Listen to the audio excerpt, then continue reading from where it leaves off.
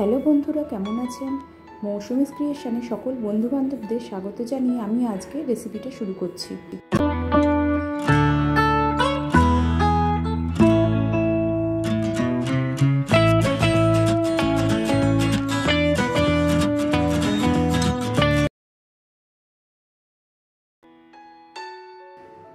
জন্মাষ্টমী উপলক্ষে আমি মোহনভোগ তৈরি করেছিলাম, তারই রেসিপি আমি স্টেপ বাই স্টেপ দেখাচ্ছি। এখানে আমি নিয়ে নিয়েছি কাজু, কিশমিশ আর সুজি। ঠাকুরের ভোগ রান্নায় বা জলখাবারে বা ব্রেকফাস্টে এই মোহনভোগ আপনারা তৈরি করে খেতেই পারেন। আমি দেখাচ্ছি স্টেপ বাই স্টেপ কিভাবে আমি রেসিপিটা বানাচ্ছি। প্রথমে গ্যাস ওভেন অন করে আমি কড়াই বসিয়ে দিলাম, ঘি নিয়ে নিচ্ছি। পুরো রেসিপিটা যেহেতু ঠাকুরের ভোগ ঘিয়ে হবে, আপনারা চাইলে সাদা তেলেও করতে পারেন, তবে ঠাকুরের ভোগ রান্নার ক্ষেত্রে ঘিয়ের ব্যবহারই বাঞ্ছনীয়। তাতে টেস্টও বাড়ে, একটা সুন্দর গন্ধও আসে। ঘি গরম হয়ে এলে আমি এখানে কিশমিশ আর কাজুটা দিয়ে হালকা করে একটু ভেজে নিচ্ছি।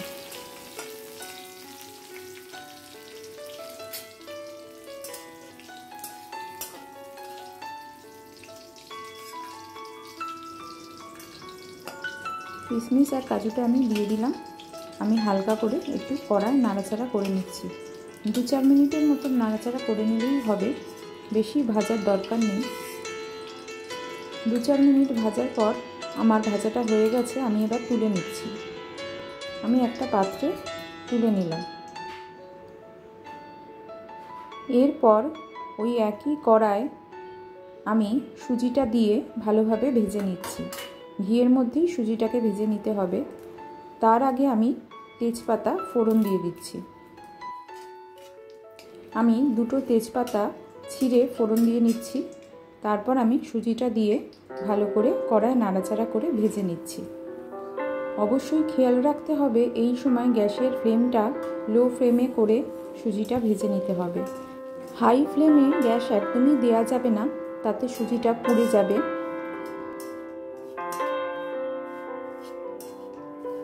ভাজার সময় যদি সুজিটা পুড়ে যায় তাহলে খেতেও টেস্ট লাগবে না। সেই জন্য অবশ্যই সুজিটা ভাজার সময় গ্যাসের ফ্লেমটা লো ফ্লেমে করেই আমাদের ভাজতে হবে, যাতে দেখতে হবে সুজিটা যাতে না পুড়ে যায়। বারবার নাড়াচাড়া করে ভেজে নিতে হবে। মোটামুটি আমাদের 10 থেকে 15 মিনিট নাড়াচাড়া করে ভেজে নিতে হবে। সুজিটার থেকে যেন কাঁচা গন্ধটা চলে যায়, ভালো করে একটু নাড়াচাড়া করে ভেজে নিতে হবে। কাঁচা গন্ধটাও যদি থাকে তাহলে ঠিকমতো ভালো টেস্ট পাওয়া যাবে না।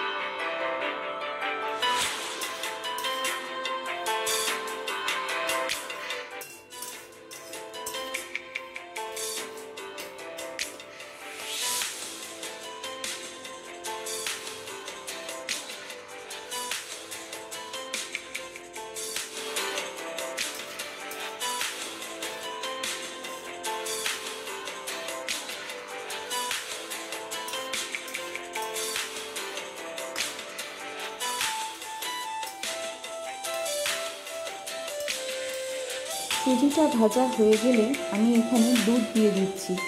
আমি এখানে 1 কাপের মতো দুধ ইউজ করছি। যদি কাপ ছোট হয় তাহলে এটা 2 কাপ হবে। আমার কাপটা একটু বড়, 1 কাপের মতো আমি দুধ দিচ্ছি। এখানে জলের কোনো রকম ইউজ হবে না, পুরোটাই দুধে হবে। আমি দিয়ে দিচ্ছি এখানে ভেজে রাখা কাজু আর কিশমিশটা। কিছুটা দিচ্ছি আর কিছুটা পরে দেবো। কাজু আর কিশমিশটা দিয়ে ভালো করে নাড়াচাড়া করে নিচ্ছি। মোটামুটি 10 থেকে 12 মিনিট নাড়াচাড়া করে নিলেই হবে, তাতেই আমাদের সুজিটা সেদ্ধ হয়ে যাবে। এরপর আমি এখানে 2 টিস্পুন সুগার অ্যাড করছি। খুব বেশি মিষ্টি দেব না, কেননা ভোগ খুব একটা বেশি মিষ্টি হয় না। 2 চামচ চিনি দিলেই যথেষ্ট। এখানে আমি একটা কথা বলতে ভুলে গেছি, আমি যেই কাপ মেপে দুধ দিয়েছিলাম সেই কাপ মেপেই আমি সুজিটা নিয়েছিলাম। সুজিটা আপনারা যেই কাপ মেপে নেবেন সেই কাপ মেপেই দুধের পরিমাণটাও একই রকম রাখবেন। মানে আমি বলতে চাইছি, যেই পাত্র মেপে আপনারা সুজিটা নেবেন সেই পাত্র মেপেই আপনারা দুধটা দেবেন, পরিমাণটা যেন একই থাকে। এরপর আমি নামানোর ঠিক আগে সামান্য ওপর দিয়ে একটু ঘি ছড়িয়ে দিলাম, এতে গন্ধটা খুব সুন্দর আসে, খেতেও খুব ভালো হয়। আশা করছি আজকের ভিডিওটা আপনাদের ভালো লাগবে। ভালো লেগে থাকলে অবশ্যই ভিডিওটাকে একটা লাইক করে দিতে ভুলবেন না। আপনাদের বন্ধু বান্ধব আত্মীয় স্বজনদের সঙ্গে ভিডিওটা অবশ্যই শেয়ার করে দেওয়ার অনুরোধ রইল। এখনও যদি আমার চ্যানেলকে সাবস্ক্রাইব না করে থাকেন অবশ্যই সাবস্ক্রাইব করে নিয়ে আমার পাশে থাকার অনুরোধ রইল। পুরনো বন্ধুদের জন্য বলছি, বন্ধুরা আমার পাশে থেকো। আমি এই চ্যানেলেই আবার নতুন নতুন ভিডিও নিয়ে তোমাদের সামনে হাজির হব। পাশে থাকা বেল আইকনটা অবশ্যই অন রাখবেন, কারণ আমি এই চ্যানেলে যখনই ভিডিও নিয়ে আসব বন্ধুরা আপনাদের কাছেই প্রথম নোটিফিকেশান যাবে। এরপর 2-4 মিনিট নাড়াচাড়া করে নিলেই আমাদের আজকের রেসিপি মোহনভোগ একদম রেডি হয়ে যাবে। আমি গ্যাস ওভেনটা অফ করে দিলাম, কিছুক্ষণ স্ট্যান্ডিং টাইমে রেখে দিলাম। এরপর আমি একটা পাত্রে তুলে নিচ্ছি। নিয়ে আপনাদের দেখাচ্ছি। আর উপর দিয়ে গার্নিশিংয়ের জন্য কাজু আর কিশমিশের যেই ভাজাটা রেখে দিয়েছিলাম সেই অর্ধেক ভাজাটা উপর দিয়ে সাজিয়ে দিচ্ছি। দেখুন আমি এইভাবে উপর দিয়ে দিচ্ছি কাজু আর কিশমিশগুলো। দেখুন কি সুন্দর লাগছে, খেতেও ঠিক একই রকমভাবে খুব সুন্দর হয়েছে, খুব টেস্টি, আর গন্ধটাও খুব সুন্দর বেরোচ্ছে। আমি যেই পদ্ধতিতে দেখালাম এই পদ্ধতিতে মোহনভোগটা তৈরি করে দেখবেন, খুব সুন্দর হয়েছিল খেতে। বাড়ির লোকেরাও সবাই বলেছিল খুব সুন্দর হয়েছে। আশা করছি আপনাদের ভালো লাগবে। তবে আজকের মতো এখানেই শেষ করছি আমার ভিডিওটা। ভালো থাকবেন, সুস্থ থাকবেন বন্ধুরা। এতক্ষণ আমার সঙ্গে থাকার জন্য আপনাদের অনেক অনেক ধন্যবাদ।